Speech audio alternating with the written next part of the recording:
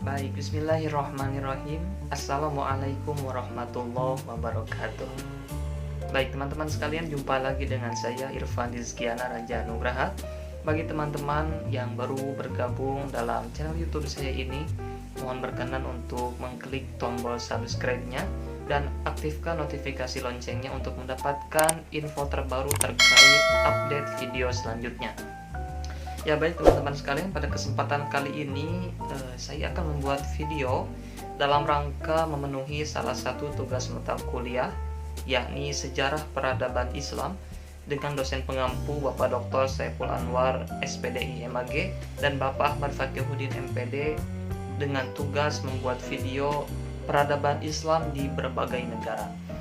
Nah, tema yang akan saya angkat pada video saya ini yaitu penyebaran, peradaban, dan dinamika umat Islam di Tiongkok. Mari kita saksikan penjelasan lebih lanjutnya. Demografi negara Tiongkok. Tiongkok adalah sebuah negara dengan luas wilayah 9.573.998 km persegi. Pada tahun 2000, sensus menyatakan bahwa penduduk Tiongkok mencapai angka 1,2 miliar jiwa dan terus bertambah tiap tahunnya. Diperkirakan pertumbuhan penduduknya mencapai persentase 0,8% tiap tahunnya. Tak heran, itulah kenapa Tiongkok menjadi negara dengan urutan nomor 1 penduduk terpadat di dunia. Dari tahun 1950 menuju tahun 1970, pertumbuhan penduduk di Tiongkok melaju dengan angka yang sangat pesat, yaitu dengan persentase 40% dalam rentang waktu 20 tahun saja. Hal itu tentu menimbulkan dampak tersendiri bagi negara Tiongkok, seperti kelaparan, serta kesulitan mendapatkan tempat tinggal karena keterbatasan lahan. Pada tahun 2020, menunjukkan populasi Tiongkok kini berjumlah sekitar 1,41 miliar jiwa. Sensus pun menunjukkan jumlah warga berusia 65 tahun dan lebih tua mencapai 13,5% dari populasi, jauh lebih tinggi dari angka pada sensus tahun 2010, yaitu 8,87%. Sejarah masuknya Islam ke Tiongkok. Menurut beberapa sumber, Islam pertama kali diperkenalkan ke Tiongkok pada tahun 616 sampai 618 Masehi oleh sahabat Nabi Muhammad Shallallahu Alaihi Wasallam yang bernama Sa'ad bin Abi Waqqas, Sayyid Wahab bin Abu Qabja, dan sahabat lain. Wahab bin Abu Qabja barangkali putra dari Harth bin Abdul Uzza, juga dikenal sebagai Abu Qabsa. Ini dicatat dalam sumber lain bahwa Abu Qabja tiba di Kanton lewat lautan pada tahun 629 Masehi. Pada tahun 637 Masehi, Sa'ad bin Abi Waqqas bersama 3 sahabat lain yaitu Suhaila Abu Warjah, Uwais Al-Qarni, dan Hasan bin Sabit kembali ke Tiongkok dari Arab dengan melewati lautan. Beberapa sumber menyebutkan bahwa tahun kedatangan Islam di Tiongkok yaitu pada tahun 650 Masehi.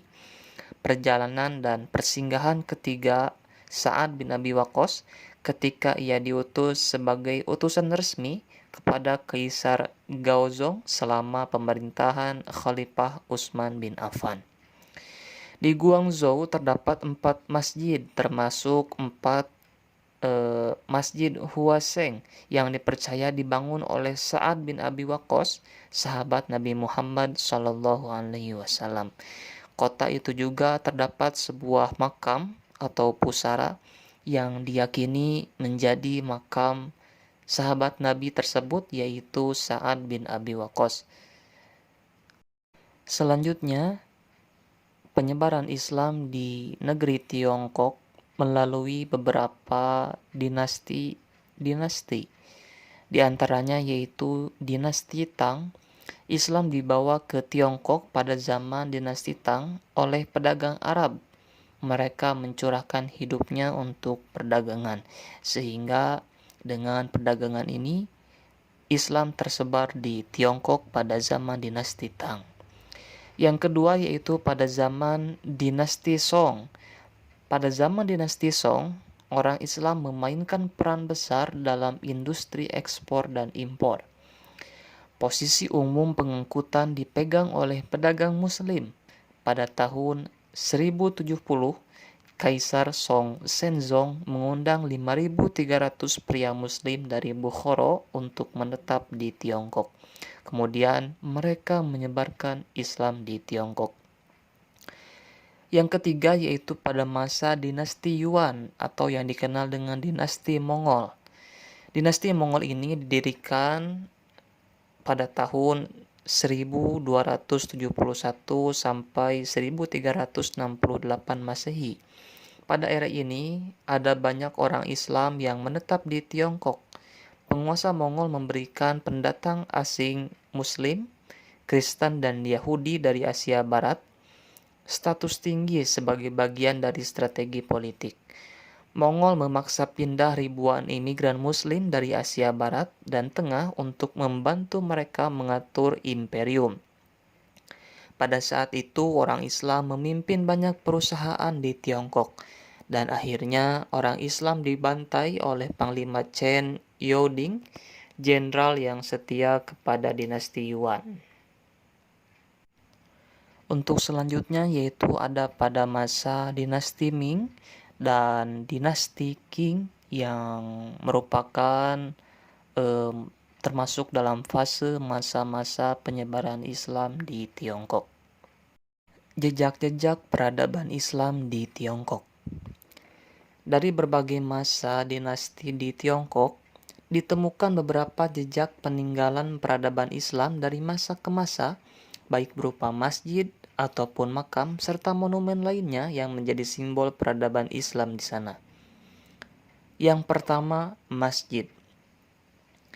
Masjid di Tiongkok dibangun berdasarkan bangunan setempat. Bahkan struktur bangunannya pun disesuaikan dengan tradisi dan budaya setempat di sana. Setidaknya kurang lebih terdapat 42.000 masjid di Tiongkok. Sebagian besar rata-rata berusia lebih dari 1.000 tahun. Masjid-masjid tersebut diantaranya adalah yang pertama Masjid Saheba, yang kedua Masjid Huanji Siang, Xian Shanxi, yang ketiga Masjid Zhu Xianzhen, yang keempat Masjid Bandar Pelabuhan Yantai, Masjid Small Beach Orchard di Shanghai, yang keenam Masjid Lanzhou Siguan, yang ketujuh Masjid Huaishen, yang kedelapan Masjid Sanya. Itu adalah beberapa masjid yang terdapat di Tiongkok yang menjadi jejak peradaban Islam di negeri Tiongkok sana. Selanjutnya di samping masjid ada pula peninggalan berupa monumen. Monumen nasional ditemukan di Guangzhou yang disebut sebagai Monumen Tiga Serangkaian Muslim yang Setia. Mereka adalah pendukung setia dinasti Ming dalam menyebarkan agama Islam. Selain itu pula, di Guangzhou ditemukan sebuah pusara atau makam yang dipercaya adalah makam salah satu sahabat Nabi yang berperan penting dalam penyebaran Islam di Tiongkok, yaitu Sa'ad bin Abi Waqqas. Tokoh dan organisasi Islam di Tiongkok.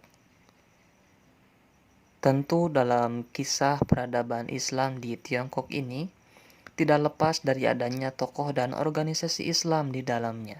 Berikut adalah beberapa di antaranya. Yang pertama, tokoh intelektual dalam bidang militer, yakni Alauddin Al-Mufari dan Ismail Al-Syami. Mereka adalah intelektual Tiongkok dalam bidang militer yang pertama kali menggunakan bubuk mesiu untuk meriam yang dipakai untuk menghancurkan tembok pertahanan musuh. Yang kedua, Laksamana Cheng Ho yang hidup pada tahun 1371 hingga 1435 Masehi. Beliau merupakan pembesar yang paling terkenal dalam sejarah umat Islam di negeri tirai bambu tersebut. Namanya disebut dalam berbagai literatur sejarah dan memiliki kedudukan yang istimewa.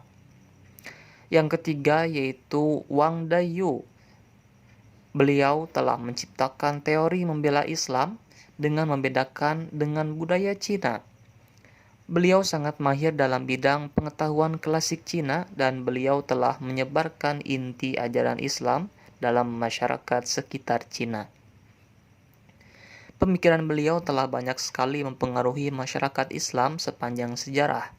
Adapun di antara karya-karya beliau adalah True Explanation on the Right Religion, High Learning in King Zen, dan lain sebagainya. Yang keempat yaitu Yusuf Mazu. Beliau dilahirkan di daerah Yunan. Karya beliau yang paling terkenal adalah Direction in Islam yang berkaitan dengan sejarah Islam, falsafah, dan undang-undang, serta menitik beratkan bahwa Islam haruslah dipahami dengan mengenali sifat-sifat Allah sebagai landasan utama ilmu pengetahuan. Selanjutnya yang kelima yaitu Liu Zi yang hidup pada tahun 1665 hingga tahun 1745 Masehi. Cendekiawan yang satu ini pengetahuannya sangat mendalam, tentunya telah memberi reputasi yang tinggi dalam masyarakat Cina Muslim. Hasil karya akademiknya yang terkemuka adalah Tiang Fang Jian Li, Etika dalam Islam. Karya ini merupakan satu-satunya karya yang telah dikumpulkan dalam ensiklopedi dan punya tingkatan rujukan yang tinggi pada zaman dinasti Qing. Ia juga telah diakui oleh para cendekiawan Cina tradisional sebagai cendekiawan yang sangat membanggakan dalam rangka memahami perspektif Islam yang lebih mendalam. Baik, demikianlah informasi yang dapat saya bagikan terkait penyebaran peradaban dan dinamika umat Islam di Tiongkok. Mudah-mudahan dapat diambil manfaatnya. Terima kasih banyak atas perhatiannya. Mohon maaf atas segala kesalahan dan kekurangan. Wabillahi taufiq wal hidayah. Wassalamualaikum warahmatullahi wabarakatuh.